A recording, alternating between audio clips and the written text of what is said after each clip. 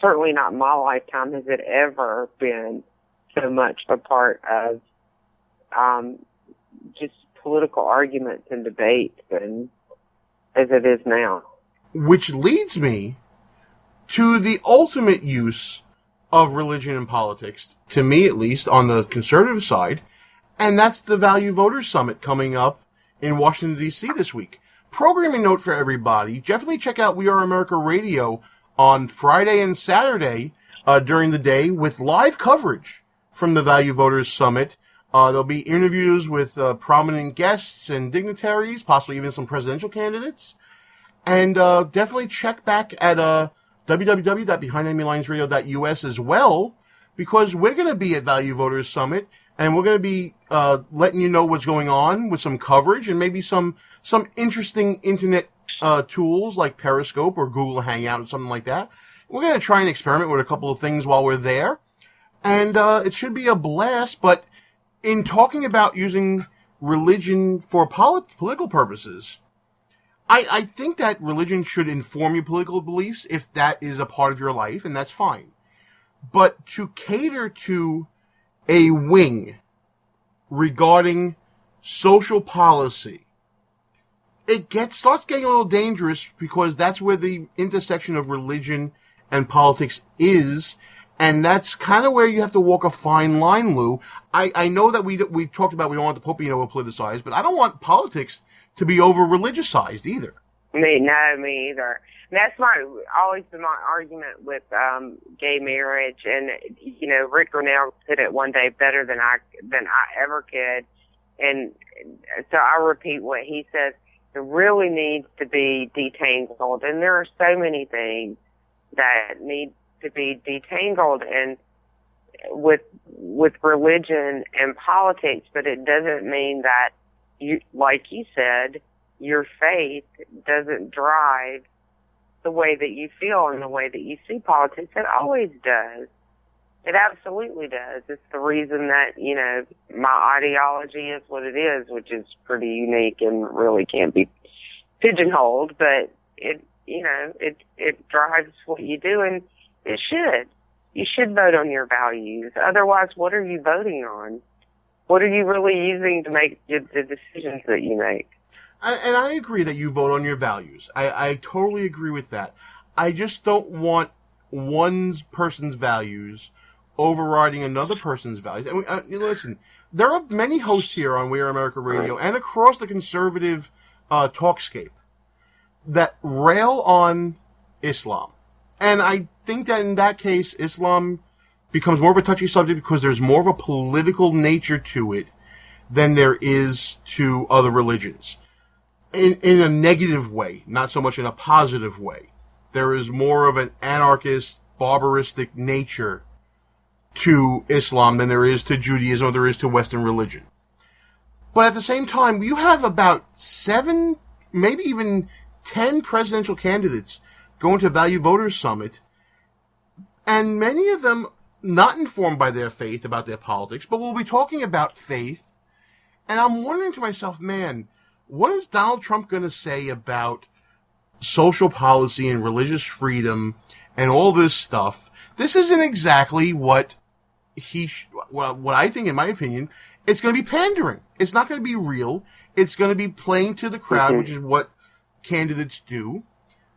I can think of 2 candidates, or 3 candidates really, that wear their religion on their sleeve. Does Value Voters help inform the social conservative as to who they should vote for? Or is it just another one of these bully pulpits, and that candidates use to snag votes? I'm really torn as to what this is. Well, that's a really, really good question, and I think it's a really good point. And there are lots of, opportunities and groups that do exactly that. And, that's what they believe in.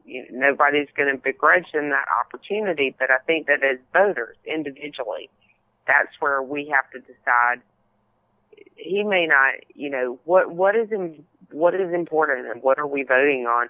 We might be voting because someone's values match ours and their beliefs match ours. but not because they're one religion or another. And a great example of that is Mitt Romney. When he ran, a lot of the conversation around him was, but he's Mormon. Well, so what if he's Mormon? Absolutely. There's a great point right there. How many people criticized Mitt Romney's religious beliefs and use that as a reason not to vote for him? I can think of 3 candidates right now, to me, that is that really wear their beliefs on their sleeve, and that to me is Governor Huckabee, Senator Santorum, and Governor Jindal. I think when they'll be speaking from the heart. I think they'll be speaking from, this is their wheelhouse. This is what they are known to do. This is really those who believe strongly in their faith. Everyone else, to me, I know Dr. Carson's probably going to say something about it. Trump, I don't know. I mean, he talks about being religious, but says it's private and personal. Well, I guess we'll see how private and personal it is when he's at the Value Voters Summit. But right now, my concern is, go ahead. Early about Carson. Carly and Carson I've both heard talk about their faith driving what they do and how they feel about politics. So I don't know about wheelhouse, like you were talking about the other two. It really being their wheelhouse is probably not quite their wheelhouse, but they might be a little more comfortable with it. Absolutely. What I'm looking forward to seeing are not really the major speeches when I go to Value Voters. Value Voters to me is a great place for social conservatives to meet up and be comfortable in their own skin. And I want to see what that looks like again. When I was there last year, I got to see a lot of that firsthand and people being proud to talk about their beliefs openly. Because a lot of times, and I think this has to do a lot to the idea of political correctness and tolerance from the left, is that you're told, unless you are Muslim, or unless you are something of what I would not call a mainstream religion, you're really told not to speak about your religion or to be so proud of it. It's more of a family thing, and it's not something to try to, quote-unquote, impose on people. It's nice at Value Voters Summit to see people being proud of who they are in their social conservative beliefs and being proud that comes from their traditional religious background.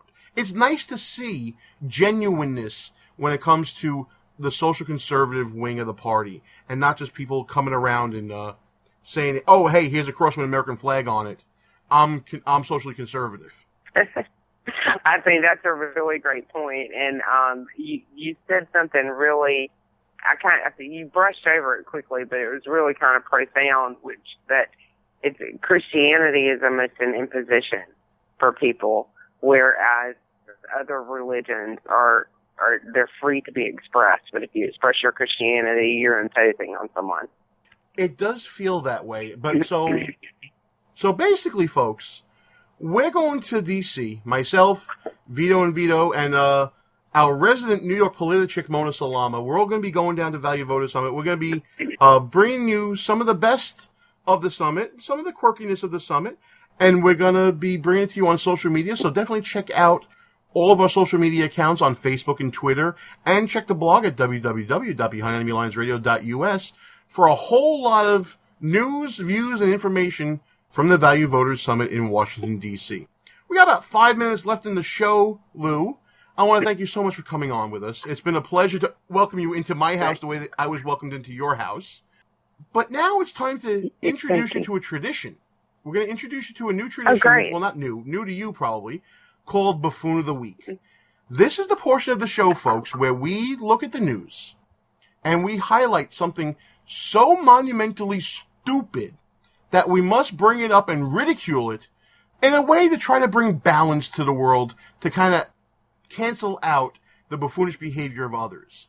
Now, Lou, I know before the show we talked briefly about Buffoon of the Week. If you don't have one, I have two we can do. So just let me know. I got one. I got one. All right. Chuck Todd. Yeah, Chuck Todd for starting the whole hypothetical, what about a Muslim president question.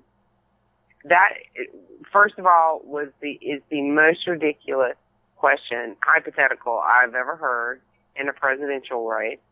And once he started it, and the other buffoons are the rest of the media, because it's like that question went viral, and now everyone has been asked, and they've been asked in any number of formats.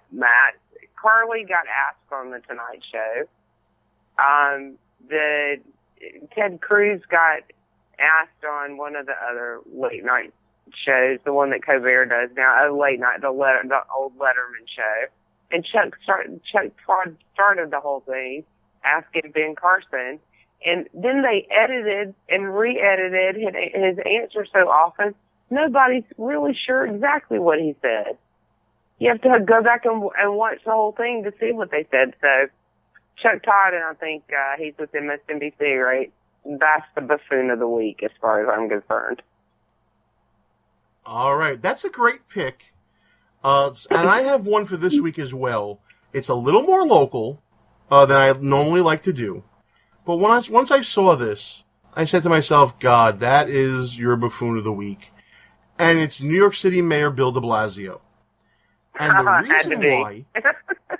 Oh, yes. And the reason why, for all our listeners out there, is this buffoon thinks that he's doing such a good job with the People's Republic of New York City. Nobody else does, but he thinks he's doing so darn gosh good that he wants a raise. He is put in for some legislation to give himself and other people in government a raise. Now, listen, I was not a huge fan of Mike Bloomberg, but he did do the job for $1 a year. Now de Blasio wants... his first term isn't even over yet. I mean, New York City's almost destroyed the way it is right now. He wants a raise.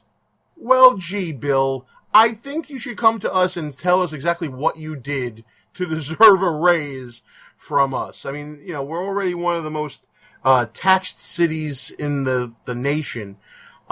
We've seen the city, especially the quality of life in the city, take a downturn since your administration started. I'm sorry, pal. You're a buffoon for even thinking about it.